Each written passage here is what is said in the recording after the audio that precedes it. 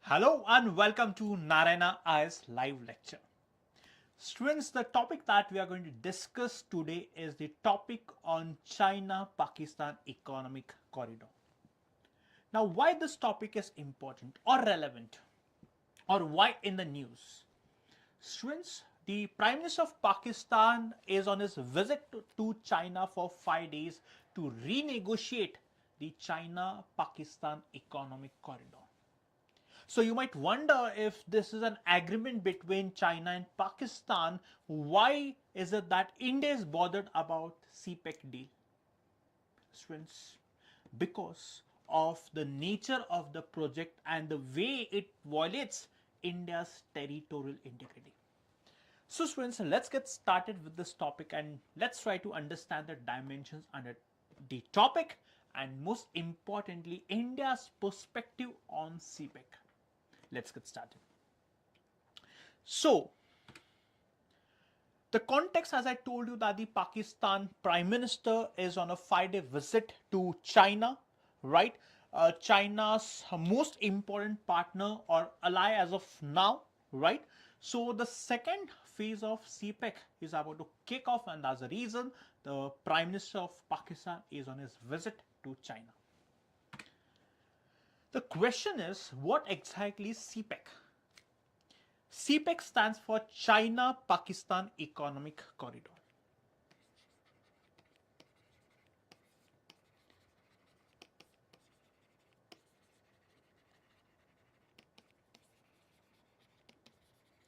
Students, this 62 billion CPEC project was launched in the year 2015 by the Chinese government or the President of China, Xi Jinping.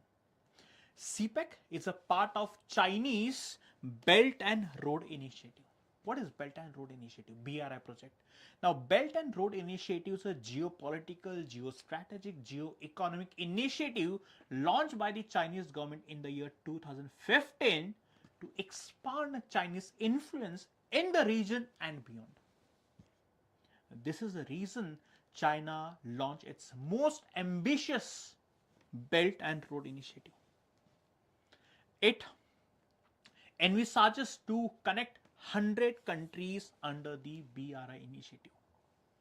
So under BRI initiative, China aims to construct power plants, road and rail networks, Gwadar port in Pakistan. Now by developing Gwadar port, students, China gets access to the Indian Ocean. Let me help you with an image of CPEC.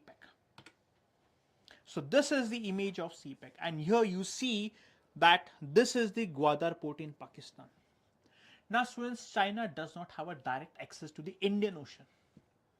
The only way China can access the Indian Ocean is through the strategic Malacca Strait.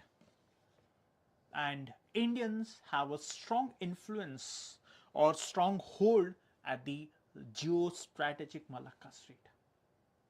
So, in order to find a direct access to the Indian Ocean, Gwadar port in Pakistan is very, very important for Pakistan, or for that matter, China.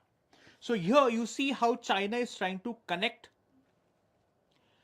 From China, it connects the Gwadar port, and through Gwadar port, China gets an access to the Indian Ocean. So, under the Belt and Road Initiative, there are two dimensions. One is the road project, the other one is the maritime route. So through roadways and through maritime routes, China is trying to connect the region and beyond. So this is Indian Ocean.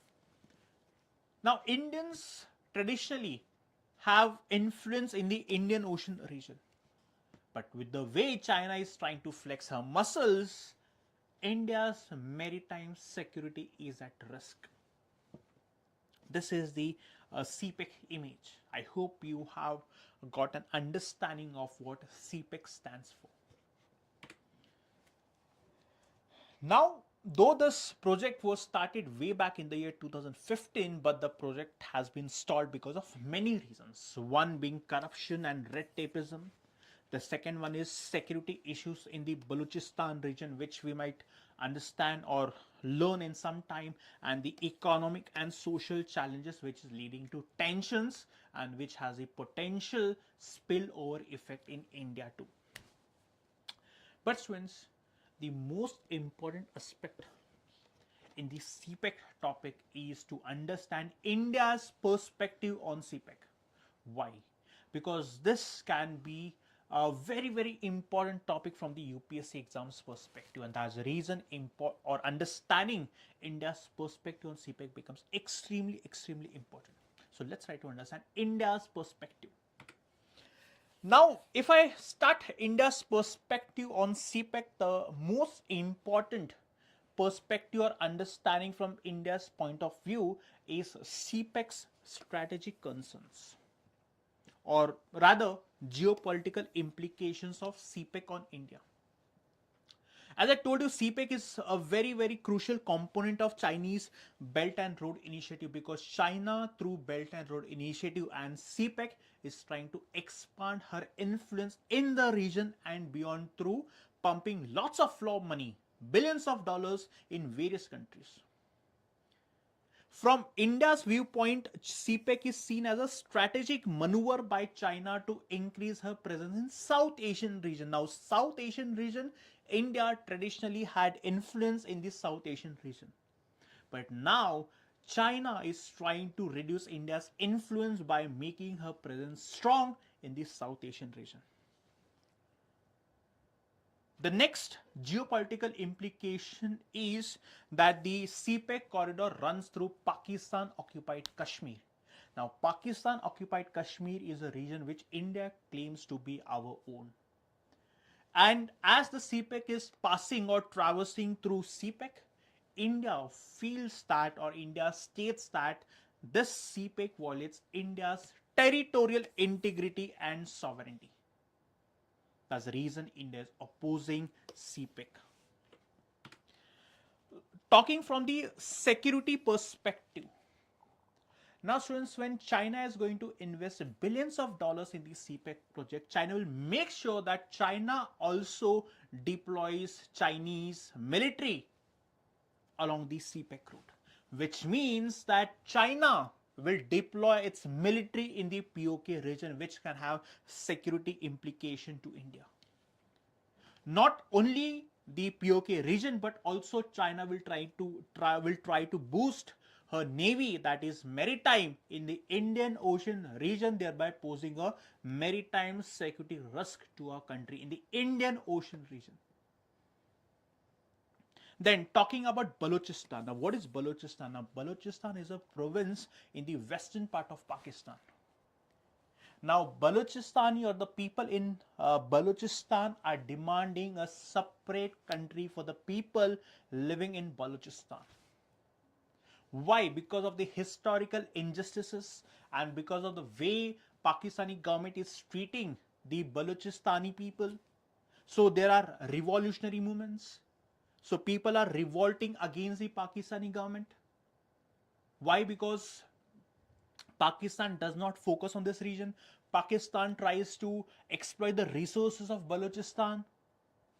That's the reason the people of Balochistan have come together to form a united movement against Pakistan. And the increasing presence of Chinese personnel and infrastructure in Pakistan, particularly in Balochistan, could lead to escalation of tensions.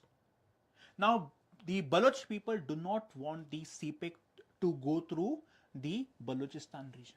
Why? Because many people are getting displaced. Many local people are getting displaced because of the project, and that's the reason people are violating, the Baloch people are violating against the CPEC project. So much so that the Baloch people have also killed a few Chinese nationals who are part of the China-Pakistan economic corridor. Then talking about the economic and diplomatic concerns. Now, the way Chinese investing in CPEC or in Pakistan is going to strengthen Pakistan's economy, which means Pakistan's dependence on the traditional partners like United States, Middle Eastern countries like Saudi Arabia, UAE, Iran will reduce. Now, here what we get to see is a new or realignment of economic and diplomatic relationship which can concern India's strategic interest in the region. So the economic benefits that Pakistan will accrue because of CPEC will make Pakistan strong, and that can reduce India's strategic interest in the region as well. And for the very same, as I told you, that the close or the Sino Pakistan axis will complicate India's diplomatic efforts in the region. And this is a worry for our country.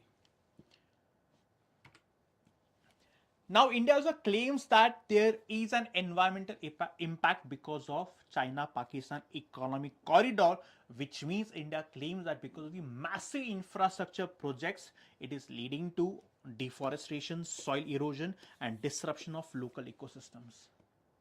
Now, since the environmental disaster is not confined to a particular place, it transcends national boundaries, which means the environmental implication in the Pakistan occupied Kashmir will also fall onto our side, which means the people of our country will suffer because of the massive infrastructure projects in the China-Pakistan economic corridor or the Pakistan occupied Kashmir. At the same time, the way China is trying to build artificial ports is going to impact the marine biodiversity and fishing communities, thereby raising concerns about the sustainable development and environmental preservation or environmental ecosystem. Then talking about the social and human rights issues. So the people or the Baloch people, their rights are violated by the Pakistani government. They are displaced, they are not given compensation, and that's the reason there's a disillusionment among the Baloch people, which can fuel discontent and violence, can lead to instability and violence, which can have a spillover effect onto our side as well. So this is the social and human rights issues and the potential implication on India as well. So to conclusion, students, we can say that the India's views on the CPEC with significant concern, right, due to the geopolitical, security, economic, and environmental implication. So for India, the geostrategic perspective is very, very important. So again, India will try to ensure that India retains her influence not only in South Asia but also in the Indian Ocean region. And the way China is trying to counterbalance India's interests, India has to use diplomatic maneuvers, diplomatic tools, economic imperatives to ensure that India retains her influence in the region. And no matter what, India will always oppose China-Pakistan economic corridor because the CPEC passes through POK, which means it violates India's territorial integrity and sovereignty. As long as Pakistan and China are not going to take into consideration India's concerns, India will never support CPEC. And India, using the international platforms, will always criticize CPEC for the damage that it is causing not only to the people but also to the environment. I hope, students, I have covered each and every dimension associated with China-Pakistan economic corridor. And that's an end to our live lecture. Students, I hope you have understood the topic on China-Pakistan economic corridor, and if you want us to continue with our live lecture on a particular topic, then please to like, share and subscribe Narayana IAS Academy. Thank you so much.